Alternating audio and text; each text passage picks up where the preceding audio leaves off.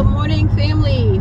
Welcome to HGW Community 72. I am Miss B, Bohemian Soul, and it is a very, very cold morning this morning. It's like, I don't know, scarf and my sweater, and yeah, it's cold here this morning. It's 34 degrees.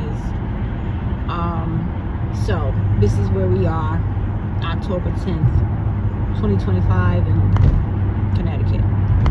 So this morning I want to just talk to the ladies, and I want to talk about just some health concerns and things that you may be experiencing. And I want to say, no, I'm not a medical doctor. I am a licensed, certified rather, herbalist, community folk herbalist. I have made herbal remedies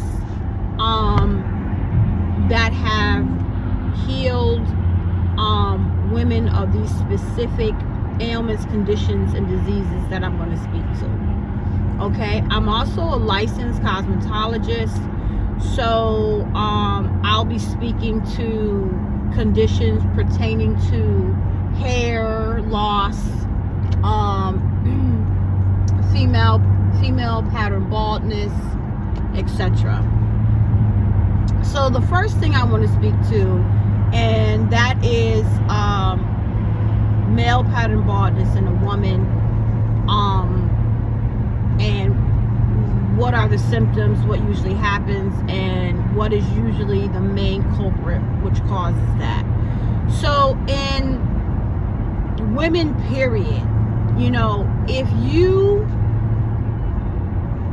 are on any type of high blood pressure medication, okay, and when I say any kind, because obviously there's different doses, right?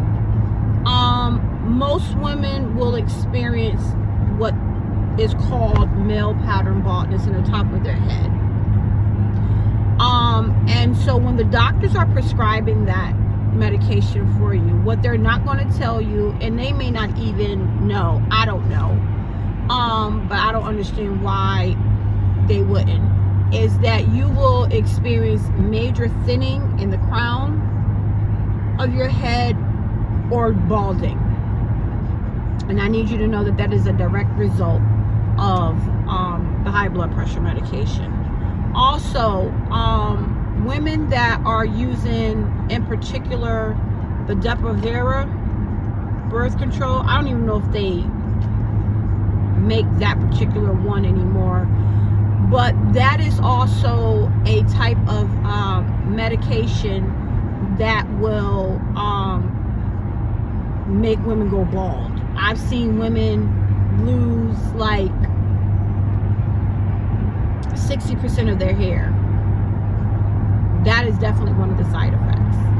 Okay, getting back to the male pattern baldness, or the balding in the crown of the head due to medication for high blood pressure. There are specific herbal remedies and things like that that I prepare that will at least give you back, or you'll start to see the regrowth back in that area of the hair. Obviously we would need to have a consultation and talk about other things. The other thing I want to talk to is women that are that have fibroids, and that are experiencing like heavy menstrual. I'm not going to get into PCOS and all of that, but I'm going to talk to specifically fibroids and a situation that I had with one of a customer of mine. So fibroids, what doctors don't tell women is fibroids are huge fat deposits that grow and develop and settle in the uterus, hence a lot of heavy bleeding and things like that, a lot of pain women will experience. And so those are formed when usually women that are obese, overweight, because it's fat. You know, we see the fat or the obesity on the outside, right? And or women will develop fibroids after they have had their first child. Because at the end of the day, what happens is we can lose the weight and we see the weight reduction on the outside and the weight loss on the outside, but we never address, or the address of the weight gain on the inside, the fat, never address that. So a woman can lose her baby weight, lose that 35, 40 pounds, but you never address the fibroids or the fat that you've gained on the inside of your belly, or inside of your uterus. And so I had a customer that came to me. She was 39, had a lot of woman issues, but one of the issues that she had was she had 2 huge fibroids, and she had something done, a procedure done when she was a young woman, 19. She was told she could never have children. One of the reasons why she could never have children is because of the scarring from a procedure she had done when she was 19. And she developed fibroids. And when I met her, she had already lost, I think she said like 70 pounds. So she, you know, was a large, she had, you know, she gained weight, she, you know, and she was still working on losing another 30 pounds. So total, she was able to lose a total of 100 pounds, which she did. So I made her some different herbal remedies for some other conditions and ailments, but I also made her herbal remedies pertaining to her fibroids. And she was using these specific herbal remedies for about 4 months. And I remember her calling me. It was November of 2023, and I remember, and it was like that Tuesday before Thanksgiving. She was getting her nails and everything done, and I remember her telling me, she called me, she was like, hey, I had to jump up, basically, I don't want to get too graphic, because I felt like a passing taking place.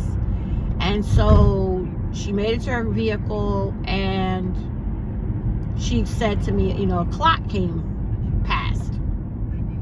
So she had to, and I said, oh, really? So she was like, yeah. And I said, oh, okay. I immediately knew what was going on.